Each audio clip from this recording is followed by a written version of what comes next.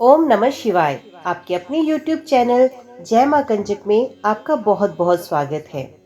श्री शिव महापुराण की कथाओं को आगे बढ़ाते हुए आज की कथा का आरंभ हम अनुष्ठान का विधान अध्याय से करेंगे। उम्मीद करती हूँ कथा का पूरा फल लेने के लिए अब कथा को शुरू से लेकर अंत तक जरूर श्रवण करेंगे। ओम नमः शिवाय। वायुदेव और मुनियों का संवाद। वायुदेव जी बोले, हे मुनियों, प्रत्यक्ष ज्ञान की प्राप्ति हेतु भगवान शिव का पूजन और उनका अनुष्ठान सर्वोत्तम साधन है। इसी के द्वारा मोक्ष की प्राप्ति संभव है। क्रिया, जप, ध्यान और ज्ञान से आराधना का अनुष्ठान किया जाता है। वेदों में धर्म को वर्णित किया गया है। वेदों एवं उपनिषदों द्वारा वर्णित कर्म परम धर्म कहलाते हैं। निर्मल आत्मा वाले धर्म के अधिकारी होते हैं, जबकि सांसारिक जन अधर्मी माने जाते हैं। शिव शास्त्र श्रुति और स्मृति दो प्रकार के हैं। श्रुति में पाशुपत व्रत का परम ज्ञान वर्णित है। कहते हैं कि हर युग में भगवान शिव योगाचार्य के रूप में अवतार लेते हैं और शिव तत्व का प्रचार प्रसार करते हैं।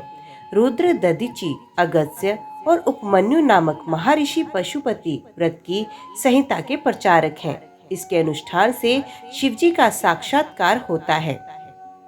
शिव महेश्वर, रुद्र पितामह, विष्णु संसार, वैद्य, सर्वज्ञ एवं परमात्मा, ये 8 परम कल्याणकारी कारक हैं। शिव तत्व का परम ज्ञान रखने वाले ज्ञानी और विद्वान पुरुष कहते हैं कि संपूर्ण मंगल में गुणों के आधार व सबके स्वामी सदाशिव कहलाते हैं। प्रकृति व पुरुष इनके अधीन है। वे दुखों के कारणों का नाश करते हैं। भव रोग को दूर करने हेतु औषधि प्रदान करने वाले संसार के वैद्य भगवान शिव ही हैं। उन्हें संसार की हर अवस्था का ज्ञान है, इसलिए सर्वज्ञ कहते हैं। भगवान शिव के 8 नाम हैं, जिनकी निवृत्ति का कलात्मक ग्रंथि निवेदन करके गुणों के अनुसार आवर्ती करें। हृदय, कंठ तालु, भ्रुकुटियों के बीच ब्रह्मरंध्र के साथ 8 रूपों की पूरी को छेद कर सुषुम्ना नाड़ी द्वारा आत्मा का लय करके अपने वमन का संहार करें। उसे शक्ति रूपी अमृत से खींचकर भगवान शिव के चरणों को ध्यान करें। नाभि के मध्य में शिवजी के 8 नाम धारण करें व 8 आहुतियां दे। फिर पूर्ण आहुति देकर प्रणाम कर 8 फूल चढ़ाएं। फिर अपनी आत्मा शिवजी को समर्पित करें। इस क्रिया द्वारा परम ज्ञान की प्राप्ति होती है। हे ऋषिगणों, पाशुपत व्रत को चैत्र मास की पूर्णिमा को करना चाहिए। त्रयोदशी को गुरु पूजन कर उनसे आज्ञा लेकर स्नान कर श्वेत वस्त्र, यज्ञोपवीत, चंदन माला धारण करें तथा कुशासन पर उत्तर की ओर मुख करके बैठ जावें। हाथ में कुशा लेकर 3 बार प्राणायाम करें और भगवान शिव और देवी पार्वती का ध्यान करें। इच्छानुसार व्रत करने की अवधि का संकल्प लें। विधि पूर्वक हवन हेतु अग्नि स्थापना कर उसमें सविधा और चरु की आहुतियां देने से सारे पाप नष्ट हो जाते हैं। हवन के मंत्र बोलकर हवन करें। गोबर का गोला बनाकर हवन की अग्नि में डालें। चतुर्दशी को भी इसी तरह पूजन करें, परंतु भोजन ना खाएं। पूर्णिमा के दिन वैसे ही पूजन करें तथा रुद्राग्नि को बुझा दें और भस्म को धारण करें। फिर स्नान करते समय पैर धोकर आचमन करें। अग्निरित्यादि 6 मंत्र बोले। ओम शिव का जाप करते हुए भस्म धारण करें। त्रयायुष जमदग्नि मंत्र का जाप करते हुए मस्तक पर त्रिपुंड लगाएं। ऐसा करने से मनुष्य पशुत्व से मुक्त हो जाता है। सोने का अष्टबल का आसन बनाएं। धन न होने पर कमल आसन बनाकर उस पर पंचमुख शिवलिंग की स्थापना करें। आवाहन, आसन, पद्म, अर्घ्य, आचमन कराकर दूध, दही, शर्करा, जल, मधु आदि पंचामृत से स्नान कराएं। फिर रोली, चंदन, पुष्प, धूप, दीप नैवेद्य चढ़ाएं और कमल एवं बेलपत्र से शिव का पूजन करें। तत्पश्चात गणपति, गणेश, स्वामी कार्तिकेय, ब्रह्मा एवं शिवजी की 8 मूर्तियों का पूजन करें। फिर सभी अस्त्रों सहित अनुचरों, दिक्पाल, मरीचि एवं ब्रह्मा जी के मानस पुत्रों व गुरुजनों का पूजन करें। दूध व फल ग्रहण करें। भोजन ना करें। भूमि पर ही सोए। आद्रा नक्षत्र, पूर्णमासी, अमावस्या, चतुर्दशी एवं अष्टमी को उपवास करें। व्रत के समय अहिंसा व्रत रखें तथा दान करें। तीनों काल में स्नान कर भस्म धारण करें। यदि संभव हो तो वैसाख में हीरे, जेठ में मरकत, आषाढ़ में आसोज, गोमेद मणि व मोतियों का, श्रावण में नीलम का, भादों में पद्रसरांग मणि का, कार्तिक में मूंगे, मंगसिर में वैदूर्ण मणि, पौष में पुखराज, माघ में सूर्यकांत मणि, फाल्गुन में चंद्रकांत मणि, चैत्र में रत्न और स्वर्ण का लिंग बनाएं।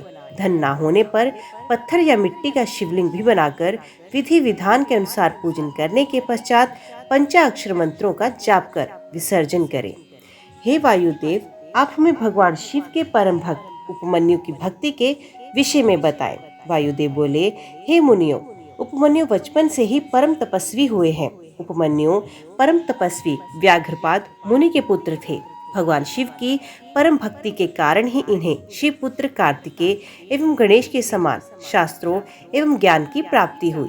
उपमन्यु अभी छोटे बच्चे थे। उनकी माँ उनके पीने के लिए दूध का प्रबंध भी नहीं कर पाती थी। एक दिन जब उपमन्यु दूध पीने के लिए हट करने लगे तो माँ ने भूपी से अनाज का आटा घोलकर दे दिया।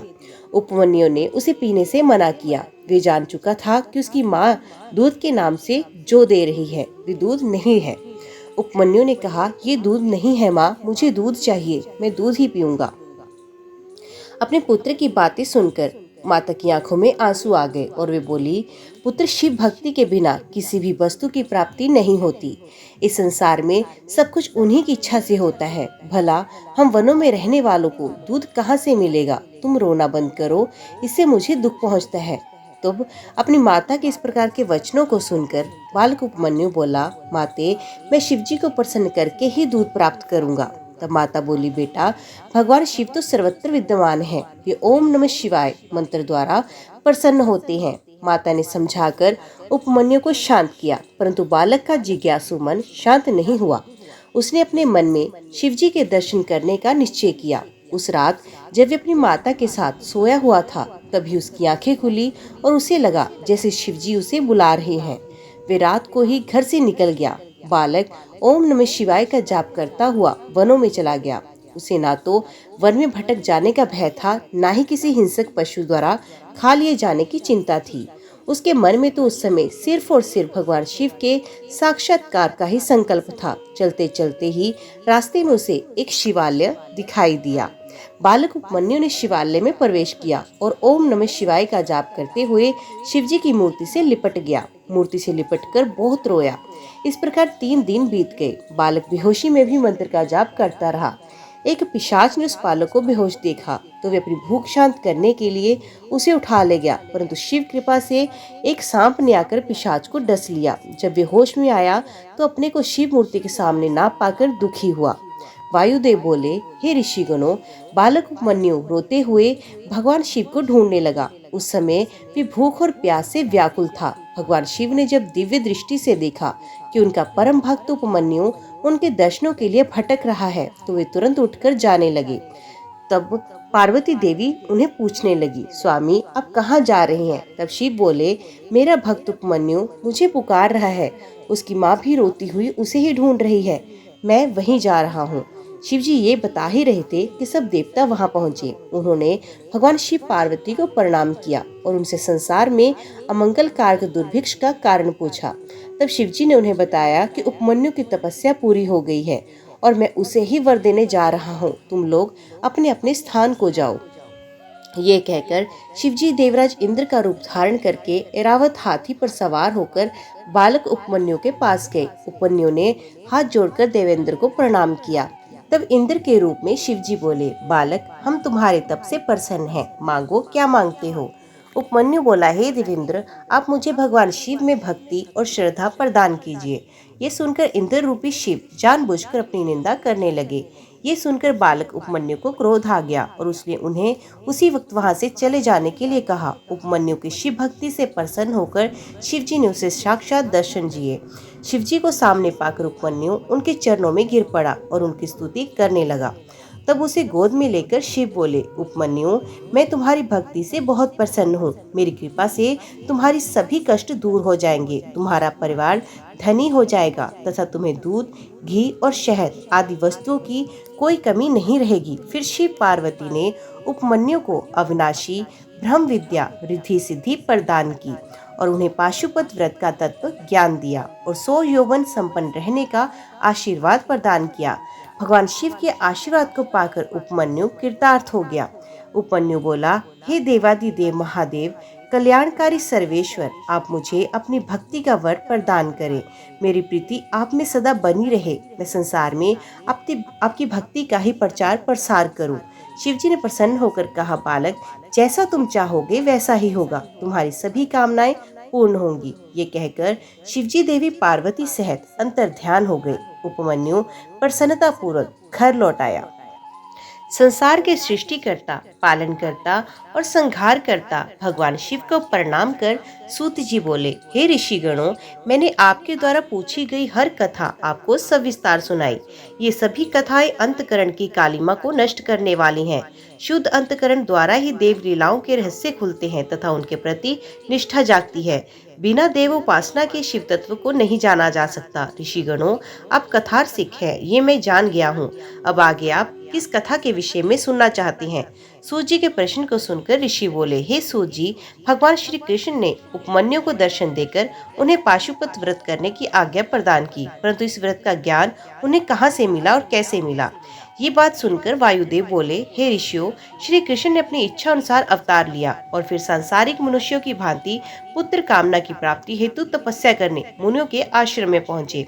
वहां उन्होंने जटाजुट धारण कर भस्म रमाए त्रिपुंड का तिलक लगाए हुए मुनि उपमन्यु को देखा। श्री कृष्ण ने उनकी 3 परिक्रमा की तथा प्रणाम करके उनकी स्तुति करने लगे। उपमन्यु जी ने श्री कृष्ण को त्रयांश जमदग्नि मंत्र देकर 12 महीने तक पाशुपत व्रत धारण कराया और पाशुपत व्रत का ज्ञान दिया। श्री कृष्ण ने आश्रम में रहकर 1 वर्ष तक कठोर तप किया। तब प्रसन्न होकर भगवान शिव देवी पार्वती सहित उन्हें दर्शन दिए। शिवजी ने श्री कृष्ण की तपस्या से प्रसन्न होकर उन्हें पुत्र प्राप्ति का वरदान दिया और अंतर्ध्यान हो गए। वर के प्रभाव से श्री कृष्ण को अपनी पत्नी जामवती से साम नामक पुत्र की प्राप्ति हुई।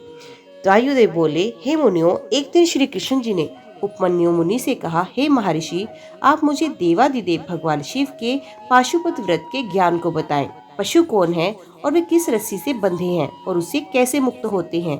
शिवजी पाशुपति कैसे कहलाए? कृपा कर मेरी इन जिज्ञासाओं को शांत करें।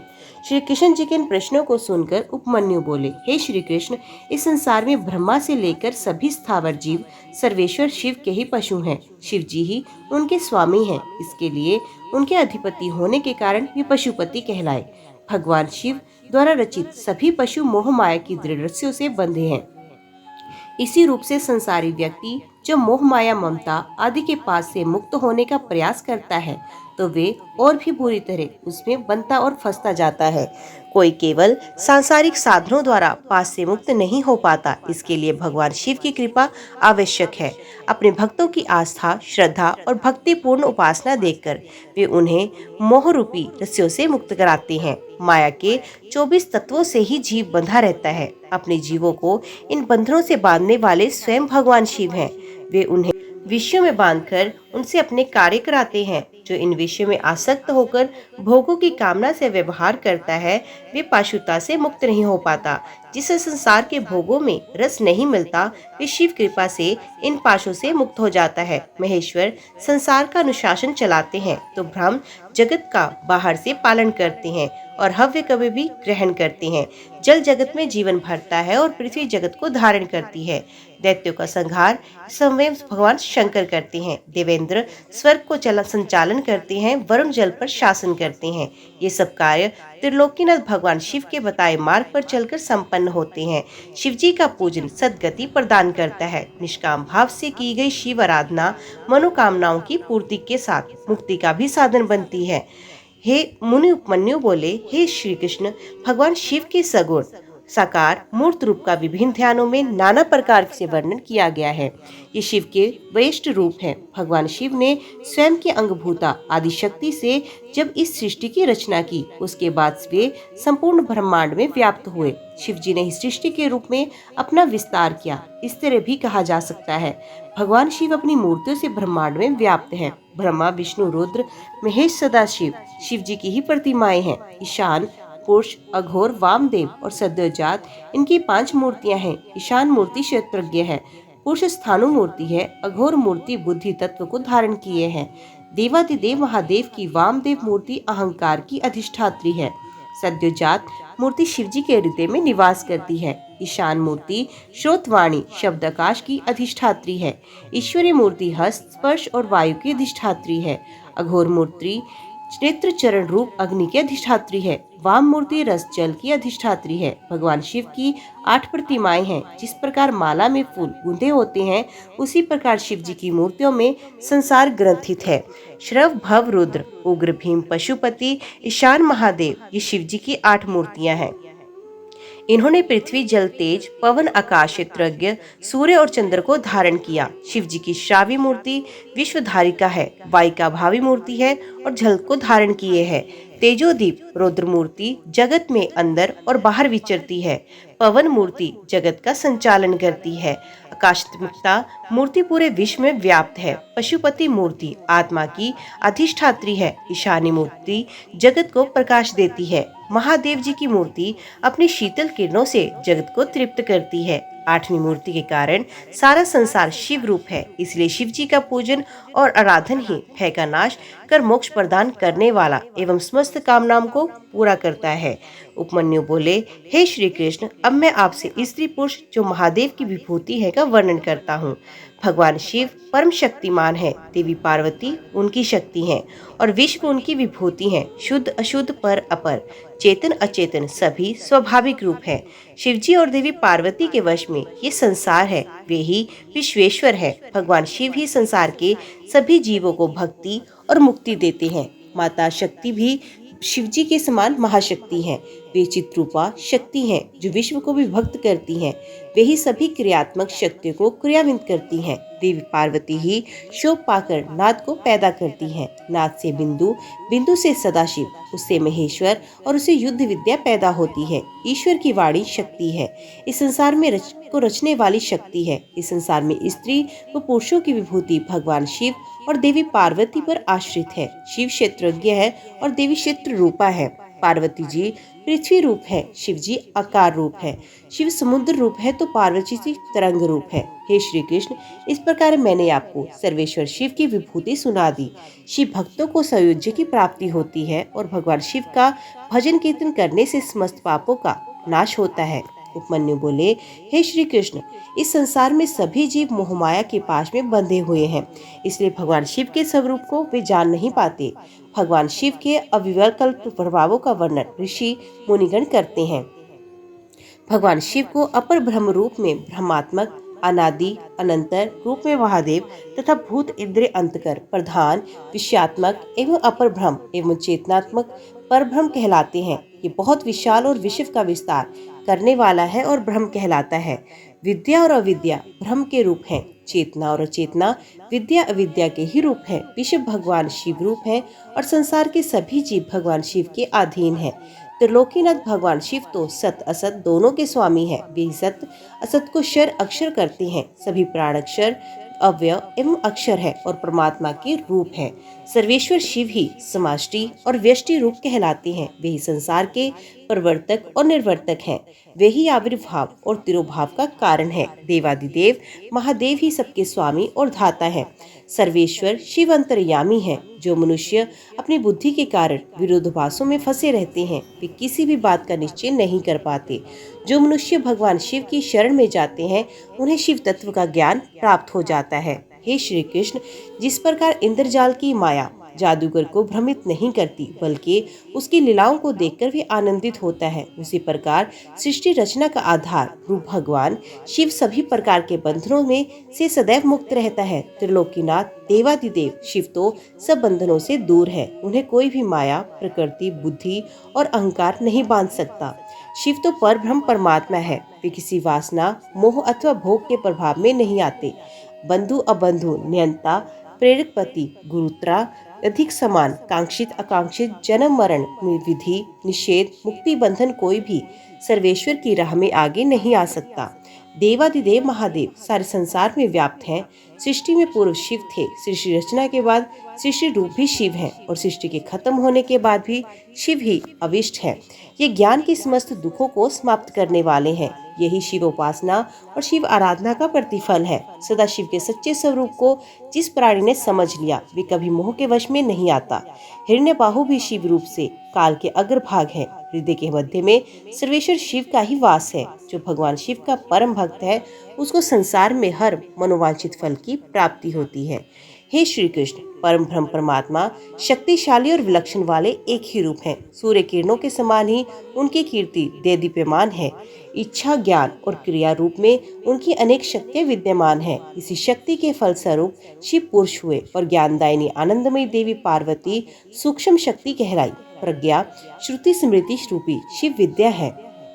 भगवान शिव ही वैद्य है। भगवान शिव की शक्ति विश्व को मोहने वाली और मुक्ति प्रदान करने वाली है। अपने हृदय में शिव शक्ति के स्वरूप का ध्यान करने वालों को परम शांति प्राप्त होती है। शिव शक्ति का तादात्म्य संबंध है। मुक्ति की कामना करने वालों के लिए ज्ञान एवं कर्मों की आवश्यकता नहीं है। मुक्ति तो भगवान शिव और देवी पार्वती के प्रसन्न होते ही प्राप्त हो जाती है। भगवान शिव के प्रसन्न होते ही मुक्ति सुलभ हो जाती है। भगवान शिव की भक्ति उन्हें प्रसन्न करती है। देवादिदेव महादेव जी में भक्ति भावना रखने वाले जीवों को मुक्ति मिल जाती है। सांग और अनंग दोनों सेवा भक्ति कहलाती हैं। सर्वेश्वर शिव की ध्यान साधना करने से समस्त कामनाएं पूर्ण होती हैं। तप, कर्म, जप, ज्ञान, ध्यान और चंद्रायन व्रत तप हैं। परमेश्वर शिव का नाम जपने व चिंतन करने से भगवान शिव की कृपा प्राप्त होती है। शिव शास्त्रों में भी इसी ज्ञान का वर्णन है। श्री कृष्ण बोले, हे महर्षि, अब आप वेदों का सार सुनाए। ये सुनकर उपमन्यु बोले, हे श्री कृष्ण, जब सर्वेश्वर शिव ने सृष्टि का निर्माण करने की इच्छा की उस समय उन्होंने सर्वप्रथम ब्रह्मा जी का पैदा किया और उन्हें सृष्टि रचने का आदेश दिया। ब्रह्मा जी ने वर्ण और आश्रम की व्यवस्था की, फिर यज्ञार्थ सोम रचना की। सोम द्वारा स्वर्ग बना। तत्पश्चात सूर्य, पृथ्वी, अनल, यज्ञ, विष्णु और इंद्र आदि देवता हाथ जोड़कर उनकी स्तुति करने लगे। परमात्मा ने जब देवताओं के ज्ञान का हरण किया तब सब देवता भगवान रुद्र से पूछने लगे, आप कौन हैं? तब रुद्रदेव बोले, हे देवगण, मैं पुराण पुरुष, त्रिकाल, बाधित, भूत, भविष्य, वर्तमान में रहने वाला हूँ। मैं ही सबका नियंता हूँ। ये कहकर रुद्रदेव अंतर ध्यान हो गए। देवता आश्चर्यचकित होकर देखने लगे। फिर सोम मंत्र से आराध्य भगवान शिव और देवी पार्वती की स्तुति करने लगे। देवताओं की स्तुति सुनकर देवादिदेव महादेव जी ने देवी पार्वती सहित उन्हें दर्शन दिए और फिर वो बोले, हे स्वामी, हमें अपने पूजन का विधान सुनाए। ये सुनकर भगवान शिव ने अपने चतुर्मुखी तेज रूप का दर्शन कराया। शिव जी का अद्भुत स्वरूप देखकर देवताओं ने शिव जी को सूर्य और देवी पार्वती को चंद्रमा मानकर अर्घ्य प्रदान किया। तब देवताओं को शिव तत्व का अमृतमय ज्ञान देकर शिव पार्वती अंतर ध्यान हो गए। श्री कृष्ण बोले, हे मुनिवर, मैंने सुना है देवादिदेव परमेश्वर शिव हर युग में लोक कल्याण के लिए अवतार लेते हैं। इन अवतारों में उन्होंने इसे अपना शिष्य बनाया। उनके विषय में हमें बताएं।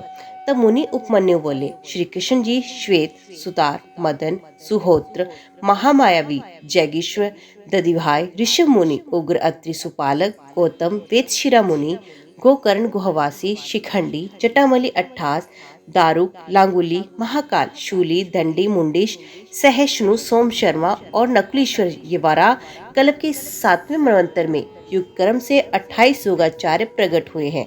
इनमें से प्रत्येक के शांत चित्त वाले 4-4 शिष्य हुए जो श्वेत से लेकर ऋष्य पर्यंत बताए गए हैं। मैं उनका क्रमश वर्णन करता हूँ, सुनो।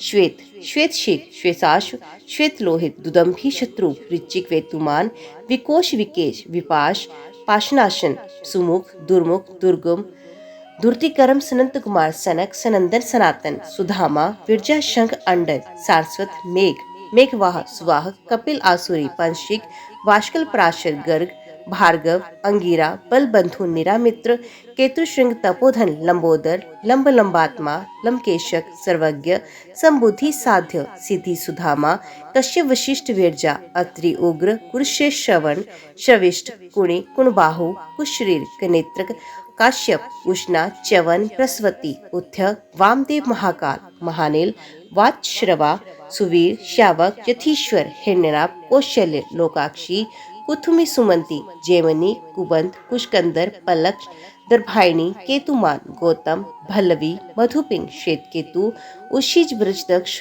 केवल, कवि, शालिहोत्र, सुवेश, युवनाश्व, शरदवसु, शगल, कुंभकर्ण, कुंभ, प्रभाकु, उलूक, विद्युत, शंभुक, अश्लायन, अक्षपात, गणात, उलूक, वत्स, कुशिक, गर्ग, मित्र और ऋष्य ये योगाचार्य रूपी महेश्वर के शिष्य है। इनकी संख्या 112 है। ये सब के सब सिद्ध पाशुपत है। इनका शरीर भस्म से विभूषित रहता है। ये संपूर्ण शास्त्रों के तत्वज्ञ है। वेद और वेदांगों में पारंगत विद्वान, शिवाश्रम में अनुरक्त, शिवाज्ञान प्रायण, सब प्रकार की आसक्तियों से मुक्त, एकमात्र भगवान शिव में ही मन को लगाए रखने वाले, संपूर्ण द्वंद्वों को सहने वाले, धीर, सर्वभूत हितकारी, सरल, कोमल, स्वस्थ, क्रोध शून्य और जितेंद्रिय होते हुए रुद्राक्ष की माला ही इनका आभूषण है। उनके मस्तक त्रिपुंड से अंकित होते हैं। उनमें से कोई तो शिखा के रूप में ही जटा धारण करते हैं। किन्हीं के सारे केशी जटा रूप हैं। कोई कोई ऐसे हैं जो जटा नहीं रखते और कितने ही सादा माथा मुड़ाए रहते हैं। वे प्राय फल मूल का आहार करते हैं। प्राणायाम साधन में तत्पर रहते हैं। मैं शिव हूँ, मैं शिव का हूँ, इस अभिमान से युक्त होते हैं। सदा शिव के चिंतन में लगे रहते हैं। वे अपनी कठोर साधना से संसार रूपी विष वृक्ष के अंकुर को मथ देते हैं। फलस्वरूप संसार बीज का ही नाश हो जाता है। इसे ही समस्त प्रकार के कर्मों का क्षय कहते हैं। ऐसे में स्थूल सूक्ष्म शरीरों के कारण हमारा शरीर भी विगलित हो जाता है। इसी को मुक्ति और मोक्ष कहते हैं। जो योगाचार्य इस स्थिति को प्राप्त हो जाता है, वे सदा परम धाम में जाने के लिए ही कटिबद्ध होते हैं। जो योगाचार्यों सहित इन शिष्यों को जान मानकर सदा शिव की आराधना करता है, वे फिर शिव का सायुज्य प्राप्त करता है। इसमें कोई अन्यथा विचार नहीं करना चाहिए। श्री कृष्ण बोले, हे महर्षि, भगवान शिव से देवी पार्वती ने क्या प्रश्न किया और शिव जी ने उसका क्या उत्तर दिया? तब उपमन्यु बोले, हे कृष्ण जी, एक दिन पार्वती जी ने भगवान शिव से पूछा, हे स्वामी, आप प्राणी जन पर किस प्रकार प्रसन्न होती हैं? तब शिव जी बोले, हे प्रिय, मुझे प्रसन्न करने का एकमात्र साधन श्रद्धा भक्ति है। मैं कर्म, जप, यज्ञ और समाधि से इतना प्रसन्न नहीं होता जितना भक्ति पूर्ण आराधना से। जिस भक्त के मन में श्रद्धा हो, वे मेरा दर्शन, स्पर्श, पूजन एवं मेरे साथ वार्तालाप भी कर लेता है। अतः मुझे अपने वश में करना चाहे, जो उसे पहले मेरे प्रति श्रद्धा करनी चाहिए। श्रद्धा ही सब धर्म का हेतु है और वही इस लोक में सभी वर्णों की रक्षा करता है। जो अपने वर्णाश्रम के धर्मों का पालन करता है, उसी को मुझ में श्रद्धा होती है, दूसरे को नहीं। धर्म के मार्ग का अनुसरण करके विद्वजन की श्रद्धा भावना बढ़ती है। वे जीव को एकाग्रचित होकर मेरा ध्यान करते हैं, मेरी भक्ति को प्राप्त होते हैं। वर्ण आश्रम पर चलने वाले जीव मोह माया पापों से छूटकर शिवलोक को प्राप्त करते हैं। उनकी आत्मा का उद्धार हो जाता है। सनातन धर्म के ज्ञान, क्रिया, चर्या और योग नामक 4 पद हैं। भक्ति पूर्वक साधना ज्ञान कहलाती है। 6 मार्गों से किए गए शुद्धि विधान को क्रिया कहते हैं।